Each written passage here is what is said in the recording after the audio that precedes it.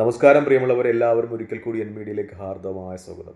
നരേന്ദ്രമോദിയെ വിശ്വഗുരുവായിട്ടാണ് സംഘപരിവാര പ്രൊഫൈലുകൾ വിശേഷിപ്പിക്കാറുള്ളത്. പക്ഷേ എൻ്റെ അഭിപ്രായത്തിൽ അദ്ദേഹം വിശ്വഗുരു പോയിട്ട് നമ്മുടെ രാജ്യം നിലനിൽക്കുന്ന സൗത്ത് ഏഷ്യൻ ഗുരു പോലുമല്ല. കാരണം നമ്മുടെ രാജ്യത്തിന് അയൽ രാജ്യങ്ങളുടെ മേലുണ്ടായിരുന്ന സ്വാധീനം ഈ അടുത്ത കാലത്തായിട്ട് അദ്ദേഹം അധികാരമേറ്റ 11 വർഷങ്ങൾക്കുള്ളിൽ നഷ്ടപ്പെടുന്ന ഒരു സത്യം സ്ഥിതിവിശേഷമാണുള്ളത്. ഓരോ രാജ്യങ്ങളെടുത്ത് നോക്കിയാൽ അത് വ്യക്തമാണ്. അവസാനം നമുക്ക് ഒപ്പമുണ്ടായിരുന്ന ബംഗ്ലാദേശിൽ ഷെയ്ഖ് ഹസീനയുടെ ഭരണത്തെ അട്ടിമറിച്ച് അവിടെ ഒരു പാകിസ്ഥാൻ ചൈന സെറ്റപ്പിലുള്ള ഭരണ വരുമ്പോഴും നമുക്ക് നിർനിമേഷരായി നോക്കി നിൽക്കേണ്ടി വരുന്നു. മാലദ്വീപിൽ ഇന്ത്യ വിരുദ്ധ സർക്കാർ അധികാരത്തിൽ വരുന്നു. അവർ ഇന്ത്യ വിരുദ്ധ പ്രസ്താവന ഉണ്ടാകുന്നു. എന്തിന്? നമ്മൾ ചെല്ലും ചിലവും കൊടുത്ത നേപ്പാളിൽ പോലും ചൈനയ്ക്കൊപ്പം നിൽക്കുന്നു പ്രശ്നങ്ങളിൽ. അങ്ങനെ ഭൂട്ടാൻ, ശ്രീലങ്ക, ഈ സൗത്ത് ഏഷ്യൻ രാജ്യങ്ങൾ പൂർണ്ണമായി എടുത്താൽ എല്ലാം തന്നെ ചൈനയ്ക്കൊപ്പം അല്ലെങ്കിൽ പാകിസ്ഥാനൊക്കെ നിൽക്കുന്ന ഒരു സ്ഥിതിവിശേഷമാണുള്ളത്. നമ്മുടെ സൗത്ത് ഏഷ്യയിലെ നയതന്ത്ര ബന്ധം പോലും അല്ലെങ്കിൽ നയതന്ത്ര ഡിപ്ലോമസി പോലും പരാജയമായി നിൽക്കുമ്പോഴാണ് നരേന്ദ്രമോദിയെ വിശ്വഗുരുവായിട്ടൊക്കെ ഇവിടെ BJP-ക്കാർ അല്ലെങ്കിൽ സംഘപരിവാര പ്രൊഫൈലുകൾ വിശേഷിപ്പിക്കുന്നത്. ഞാൻ ഓരോ രാജ്യങ്ങളുടെ പേരെടുത്ത് തന്നെ പറയാം. ആ രാജ്യങ്ങളിലൊക്കെ ഒരുപക്ഷെ നരേന്ദ്രമോദി അധികാരത്തിൽ വരുമ്പോൾ ഉണ്ടായിരുന്നത് ഇന്ത്യൻ അനുകൂല ഭരണകൂടങ്ങളായിരുന്നു.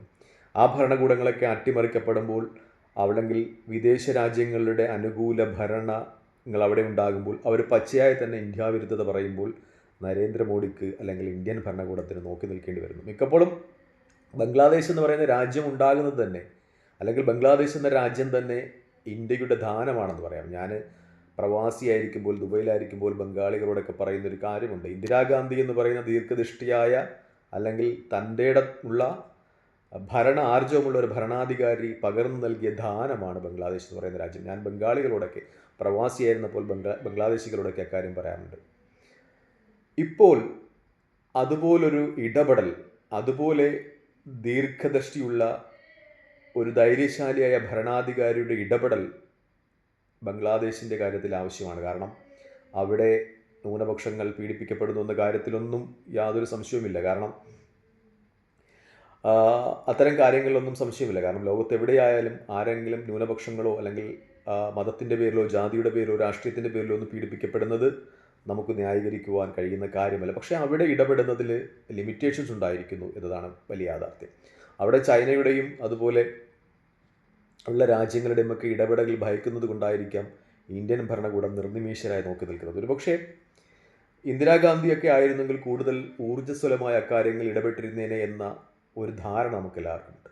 പിന്നെ സംഘപരിവാര കാര്യങ്ങൾ പറയുന്നൊരു കാര്യമുണ്ട്. മൗനി ബാബ എന്നവർ മൻമോഹൻ സിംഗിനെ വിശേഷിപ്പിക്കാറുണ്ട്. ഞാൻ അതിനു കൂടി മറുപടി പറഞ്ഞു പോകാം. കാരണം മൻമോഹൻ സിംഗ് എന്നൊക്കെ പറയുന്നത് ദീർഘദൃഷ്ടിയുള്ള ഭരണാധികാരിയായിരുന്നു. അദ്ദേഹം കൊണ്ടുവന്ന നവ ലിബറൽ നടപടികളാണ് ഇന്ത്യയെ, നമുക്കറിയാം, ലോകം മുഴുവൻ ഒരു സാമ്പത്തിക മാന്ദ്യത്തിലേക്ക് കടന്നു പോയപ്പോഴും ലോകത്തത് ബാധിക്കാത്ത ഒരേ ഒരു രാജ്യം ഇന്ത്യ ആയിരുന്നു.